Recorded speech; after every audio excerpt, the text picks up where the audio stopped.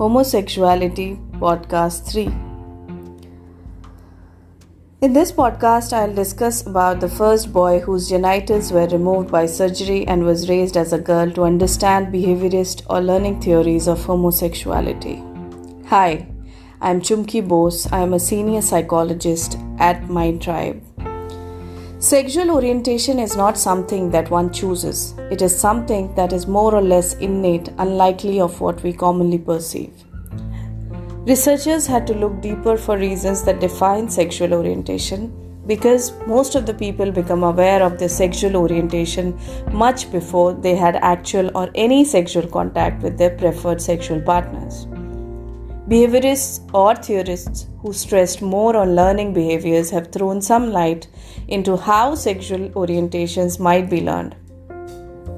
The most common learning theory states that your sexual orientation stems out of a bigger and broader process of gender learning, and specifically the roles each gender plays in sexuality. What is gender then? Psychologically, your gender is the set of behavioral and mental traits that are specific and different to a greater or lesser degree in males and females. A very simple example of a gendered trait would be children's engagement in rough and tumble play. Boys are more active in such kinds of play than girls in most of the human cultures. 22 gender differences are learned overall, where the learning may take place directly by being rewarded by parents. For example, sons getting rewarded for engaging in rough and tumble play and daughters being punished for the same. Or the child may have a more active role in first establishing a gender sense of its own and then participating in acquisition of other gender characteristics by imitating same-sex role models and various social interactions. John Money, a sex researcher well known from Johns Hopkins School of Medicine, who died in 2006, was the leading proponent of the idea that a person's sexual orientation develops as a part of this process of gender learning. As a proof to his learning theory, Money cited a remarkable and ultimately tragic case history. The case was of a child named Bruce Reimer. Bruce was born a normal boy, but he suffered the destruction of his penis during a botched circumcision procedure when he was 7 months old. Money told the parents that such a young boy would have not yet have acquired a definitive gender or sexual orientation. Hence, he advised them to have the boy's testicles removed also and to raise him as a girl. This the parents did.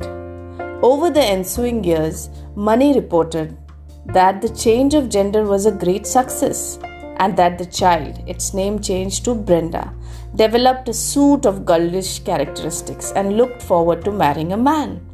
In reality, Brenda never accepted a female gender identity, hated her developing breasts, and ultimately demanded and received medical treatment to turn her back into a male. He then adopted a new name, David. As an adult man, David was sexually attracted to women, contrary to Money's prediction. Money never divulged the true story, but the facts were revealed after some detective work by sexologist Milton Diamond of the University of Hawaii and by a journalist who wrote a book about the case. Sadly, David Reimer eventually committed suicide. One case history by itself should not make or break a theory though. Still, there are other cases whose outcomes also refute the notion that sexual orientation develops as a part of the process of gender learning. Another boy, like Bruce Reimer, lost his genitals in infancy at about 2 months of age and was reassigned as a girl. This child did successfully adopt a female gender identity that lasted through his adulthood. But she was predominantly attracted to women and was partnered with one at the most recent follow-up. This again is contrary to Money's learning theory of sexual orientation.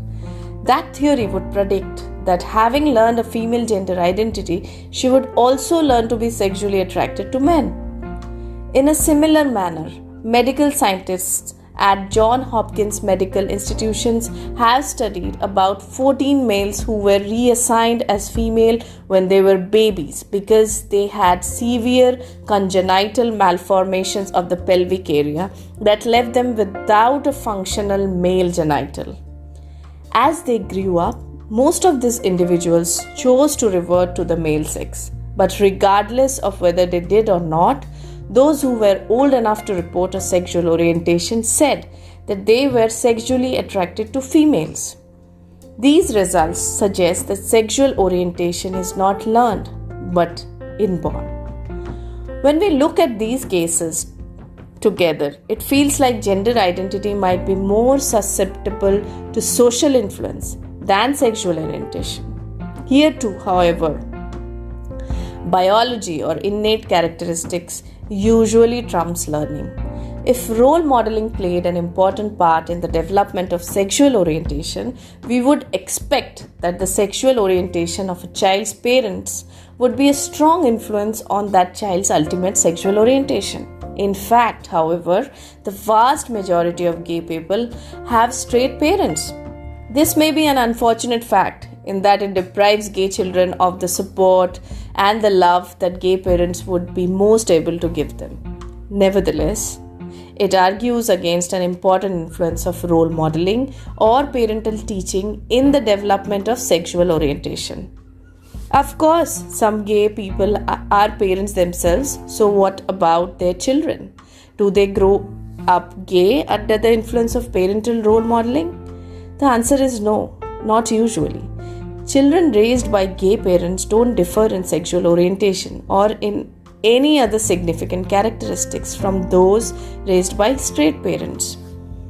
According to a review of studies, girls who are biological children of lesbians may have an increased likelihood of becoming bisexual or lesbian, perhaps on account of genes running in those families. Thank you.